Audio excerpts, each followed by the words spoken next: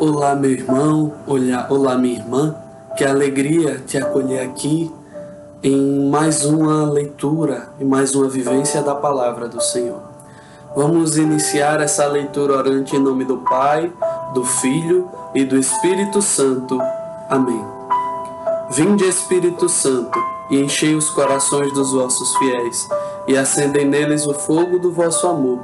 Enviai, Senhor, o vosso Espírito, e tudo será criado, e renovareis a face da terra. Oremos. Ó Deus, que instruíste os corações dos vossos fiéis, com a luz do Espírito Santo, fazei que apreciemos retamente todas as coisas, segundo o mesmo Espírito, e gozemos sempre da sua consolação. Por Cristo, Senhor nosso. Amém. Espírito Santo de Deus, nós nos colocamos nesse momento em atitude de súplica, em atitude de clamor, pedindo que a Tua graça nos inunde, pedindo que a nossa mente seja abençoada, juntamente com o nosso coração, com nossos sentidos, com nossos sentimentos, com tudo aquilo que nós trazemos em nós nesse dia. Espírito Santo, nós te clamamos a capacidade de encontrar Cristo vivo na palavra, a capacidade de ter esse encontro pessoal e transformador, a capacidade de reconhecer que essas palavras são dirigidas a mim, à minha vida, para a minha correção, edificação, para que eu seja reanimado a caminhar de forma perseverante.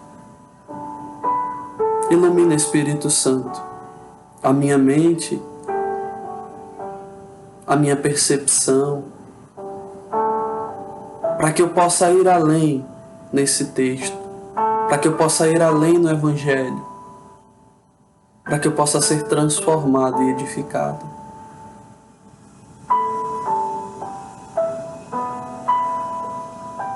Amém. Pois bem, então nós vamos dar início a nosso primeiro passo. Hoje nós estaremos tendo a experiência com o texto de Lucas, capítulo 4, dos versículos 31 ao 37.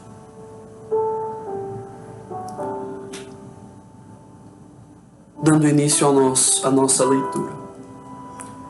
Jesus desceu para Cafarnaum, cidade da Galileia, e lá os ensinava aos sábados. Eles ficavam maravilhados com seu ensinamento, pois sua palavra tinha autoridade. Na sinagoga estava um homem que tinha o espírito de um demônio impuro, e ele gritou em alta voz: Que temos nós contigo, Jesus Nazareno? Vieste para nos arruinar? Eu sei quem tu és, o Santo de Deus. Jesus o repreendeu: Cala-te, sai dele. O demônio lançou o homem por terra, no meio do povo, e saiu dele sem fazer-lhe mal algum. Todos ficaram espantados e comentavam: Que palavra é essa? Ele dá ordens aos espíritos impuros com autoridade e poder, e eles saem. E sua fama se espalhava por todos os lugares da redondeza. Como sempre, nós vamos perceber nesse texto o ambiente e aqueles que estavam envolvidos. O texto começa nos dizendo: Jesus desceu para Cafarnaum. Para nos situar bem nesse contexto, nós vamos recordar que Cafarnaum, de certa forma, foi a sede do ministério de Jesus. Se nós olharmos no Evangelho de São Mateus, nós vamos ver que Jesus ele foi morar para Cafarnaum depois que seu primo João Batista foi morto. Ali Jesus residia, ali Jesus pregava e ali Jesus ensinava. Mas ele não ensinava de forma marginal. Veja o que o texto nos diz ele ensinava aos sábados, o sábado que é dia de santificação para o judeu. E mais, ele não só ensinava aos sábados, ele ensinava nas sinagogas. Veja, na sinagoga estava um homem que tinha o espírito de um demônio impuro. Na sinagoga. Esse era o lugar do ministério de Jesus. Cafarnaum, a sinagoga de Cafarnaum. Aquele povo o ouvia, aquele povo era instruído por ele. E no versículo 32 nos diz, eles ficavam maravilhados. Eles quem? Quem está envolvido nessa cena? O próprio Jesus, que ensina, que repreende o demônio, que expulsa o demônio do corpo desse homem possesso. Quem mais estava envolvido na cena? O homem possesso, que estava na sinagoga, e a multidão, aqueles que acompanhavam, aqueles que ouviam e percebiam os ensinamentos de Jesus. Então eles, a multidão, ficava maravilhada com seu ensinamento, pois sua palavra tinha autoridade. Perceba essa palavra porque ela se repete nesse texto. Autoridade.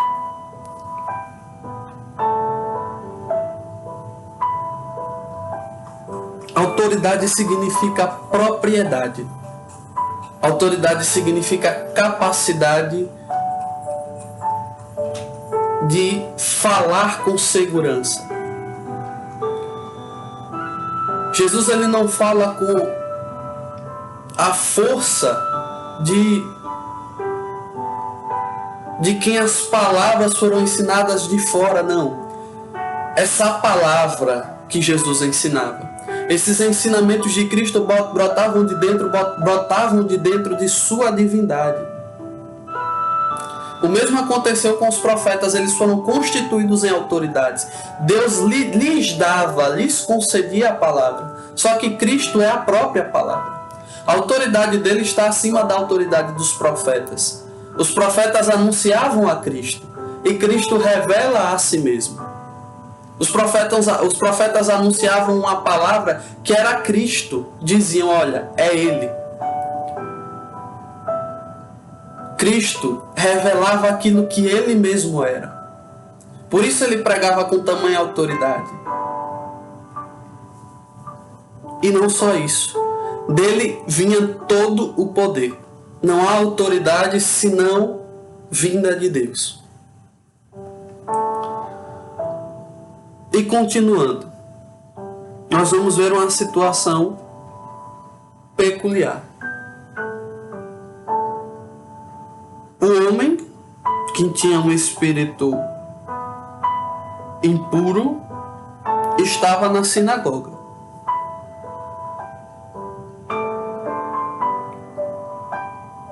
A sinagoga era um local sagrado.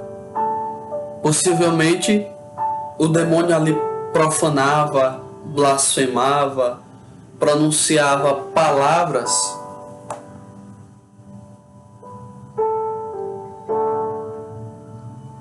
que objetivavam ofender a Deus e tirar aqueles outros que estavam ali, tentando se voltar para Deus. Ou talvez esse homem não estivesse manifestando a sua possessão. Era um homem judeu, foi para a sinagoga no sábado e lá teve um encontro com Jesus. No momento em que esse homem se depara com Jesus ensinando, talvez o demônio que habitava dentro dele, porque o demônio ele não se manifesta o tempo todo, mas ao se deparar com Jesus, o demônio percebeu que ali ele não tinha autoridade, ali ele não tinha poder, e por isso ele grita em alta voz: que temos nós contigo, Jesus Nazareno? Vieste para nos arruinar? Eu sei quem tu és, o Santo de Deus. Então veja, o próprio demônio, até os demônios reconhecem que ele é o Santo de Deus. Ali ele não tinha capacidade nenhuma de fazer algo mal àquele homem. mas ele queria revelar. Jesus repreende ele porque ainda não era chegado o momento de revelar essa glória, de revelar que ele era o Messias, de revelar que ele era o Santo de Deus. A pedagogia de Jesus é um passo a passo. E aí Jesus repreende esse demônio, dizendo: cala-te. E não só diz cala-te, com autoridade ele diz: sai dele. Deixa esse homem. Larga essa vida. E nós podemos imaginar o sofrimento que era nessa época de uma pessoa ser tomada pelo demônio, de como isso não perturbava a sua relação familiar, de como isso não perturbava a sua vida em sociedade, de como esse homem se sentia impotente, de como esse homem se sentia impotente por ser dominado. Mas Jesus o liberta. Essa libertação, que para nós pode apenas significar um exorcismo, na vida daquele homem que estava possesso e que passava por toda aquela opressão e aquele domínio, pode ter significado a oportunidade de recomeçar uma vida, de restabelecer a sua união com a sua família, de recomeçar uma vida em sociedade,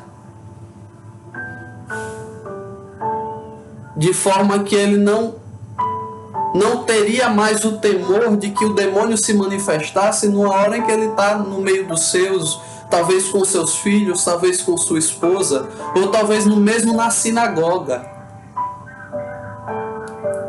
Jesus o liberta. E aí, mais uma vez, aqueles que estavam ali, a multidão, aqueles que acompanhavam os ensinamentos de Jesus, ficam espantados. Veja, primeiro eles ficavam maravilhados, agora eles ficam espantados. Ficavam maravilhados pela autoridade com a qual ensinava. E aqui diz, eles ficaram espantados, porque com a autoridade e poder, ele não só ensinava, ele dava ordens aos espíritos impuros e eles saem. Nós temos que compreender que naquela época, na época de Jesus, na época do Novo Testamento, existiam alguns exorcistas populares. Esses exorcistas populares, alguns usavam fórmulas, muitas vezes mágicas, vindas do paganismo. Outros utilizavam ervas para fazer esses exorcismos. E Jesus, ele vem e manifesta essa dimensão da palavra. Jesus, ele não precisou de fórmulas mágicas, não precisou de ervas. Ele precisava apenas do poder da palavra, porque ele era a própria palavra viva. E só precisava dizer, sai dele. E o espírito impuro abandonaria aquele que estava sendo oprimido. E é claro que dentro de uma sociedade em que isso acontece, em que alguém aparece com tanta autoridade para ensinar, inclusive para expulsar demônios, a fama de Jesus só podia se espalhar. As pessoas comentariam aquilo que tinham visto. Aconteceria também hoje, de forma igual. Isso pode ser uma situação interessante porque a partir dessa curiosidade, a partir dessa fama de Jesus que passa a ser espalhada, muitas pessoas podem querer ter esse encontro com Jesus. Como foi o caso de Zaqueu, que ouvia falar de Jesus, como foi o caso de tantos outros, como Nicodemos, que ouviam falar de Jesus. Por curiosidade, talvez tenham buscado a Jesus. E lá se encontraram, se converteram. É importante nós lembrarmos que a nossa libertação não acontece só no âmbito dos demônios, mas a nossa libertação ela pode ser no âmbito de sermos libertos do pecado. E agora nós avançamos. Nós damos o nosso passo e tentamos perguntar o que é que esse texto hoje vem falar para mim. Veja, o primeiro ponto que eu quero ressaltar é essa atitude que tiveram aquelas pessoas ali presentes de se colocar diante de Jesus para o aprendizado. Para o aprendizado. No sábado, dia do Senhor, no nosso caso hoje, o domingo, dia santo. Quanto tempo nós temos dedicado, nós temos separados para estar diante de Jesus que se revela na palavra? Muitas vezes a nossa vida ela é envolta em pressa, até o tempo que eu dedico para Deus é um tempo limitado. Eu tenho que acabar isso logo, porque depois que eu rezar, porque depois que eu estudar a palavra, eu vou ter que fazer tal coisa. Ou muitas vezes, por causa dessas situações, de tantas coisas, eu não tenho me colocado nessa atitude de aprendizado, de parar para ouvir Jesus que me ensina com autoridade.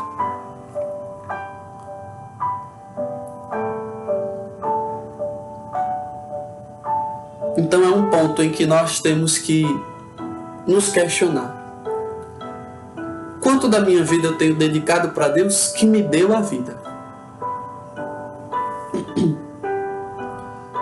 Um outro ponto que nós podemos nos questionar é de quais libertações nós estamos necessitados. Muitas vezes a libertação ela não vem de um milagre. Pode vir de um milagre. Mas quando se trata de pecados, quando se trata da opressão da nossa carne contra nós mesmos, das nossas tendências, a libertação ela pode ser um processo. Um processo que só vai encontrar êxito diante de Jesus. Se nós temos esse anseio, se nós vemos que nós precisamos da liberdade, se nós vemos que algo nos aprisiona, que algo nos condiciona a estar distante de Deus, é necessário que nós nos coloquemos nesse processo de estar sempre diante de Jesus, porque uma hora nós seremos libertos. Por fim, os últimos 2 pontos que quero trazer para reflexão para a nossa vida. Até o demônio reconheceu que Jesus é o Santo de Deus. Como nós temos nos colocado diante dessa realidade? Como nós temos nos colocado diante desse Senhor? Será que nós temos ignorado a presença de Jesus, os desejos de Jesus, os convites que Jesus tem me feito? Eu reconheço Jesus como meu Salvador, meu Senhor, o escolhido do Pai, o meu Mestre, aquele que se põe ao meu lado, aquele que me olha, que me aguarda, que me espera. Reconhecer a divindade de Jesus não é simplesmente uma coisa teórica. Quando eu reconheço que Jesus é Deus, quando eu reconheço os convites que Jesus me faz, eu não tenho como ignorar as coisas que Jesus me pede. A vida que Jesus pede que eu tenha. As atitudes que Ele pede que eu deixe. Será que eu tenho tido esse encontro com o Cristo real, com o Santo de Deus? Ou eu tenho moldado o Santo de Deus ao santo que eu quero que Ele seja porque me é conveniente, porque se encaixa com a minha vida? E por fim, será que nós temos sido essa disseminação de Jesus para o outro? No versículo 37 nos diz: a fama de Jesus se espalhava. Hoje não é só uma fama, nós temos a capacidade de reconhecer que Jesus é Deus.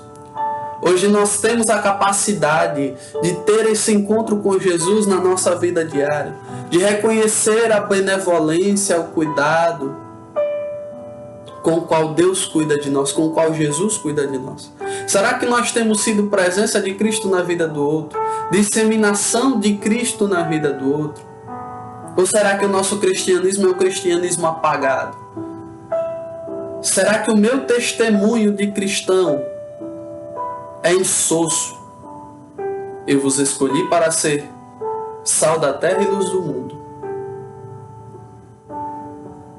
Uma lâmpada, uma lamparina não é acesa para ficar embaixo da mesa, para ficar escondida, mas ela é colocada no alto. Muitas vezes para levar a presença de Cristo para a vida do outro. Nós não precisamos de palavras. E o nosso primeiro convite não é a pregação, é a viver, é a testemunhar. Muitas vezes nós somos a experiência de Cristo na vida do outro. Se nós formos fielmente a imagem de Cristo, talvez o outro tenha um encontro com Cristo e mude de vida. Mas se nós professamos uma fé que não vivemos, que não compreendemos, que não experimentamos, na verdade a imagem de Cristo ela está sendo maculada. Porque os outros vão olhar para nós, que dizemos crer no Evangelho que muda a vida, e vão pensar: eu vou querer me encontrar com esse Jesus que prega uma coisa que esses homens que professam ele não vivem? Que fé é essa? Que religião é essa? Que homem é esse? Que nós sejamos evangelho na vida dos outros. Feche os seus olhos nesse momento e peça a Deus que lhe transforme. Transforme sua vida, transforme seus pensamentos, as atitudes.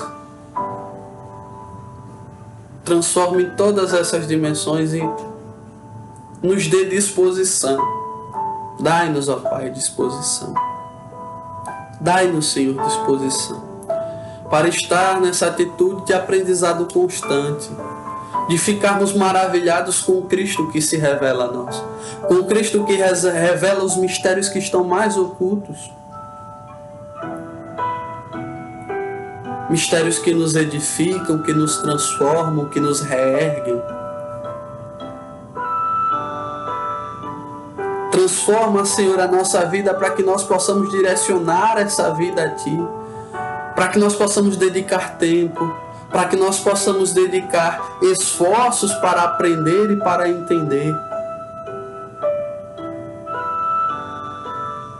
para que nós possamos reconhecer que Cristo é o Teu Cristo, Pai, é o Santo, o único.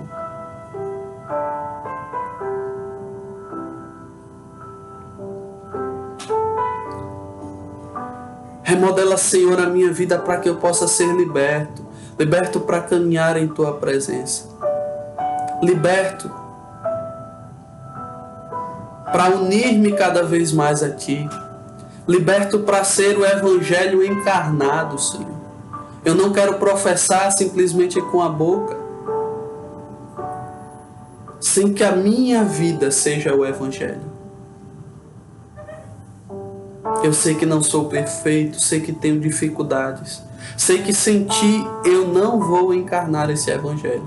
Por isso eu Te clamo, Senhor. Transforma-me neste Evangelho de vida, neste Evangelho de verdade. Transforma-me, Senhor. Transforma o meu testemunho. Transforma o meu dia a dia. Transforma o meu desejo de Ti.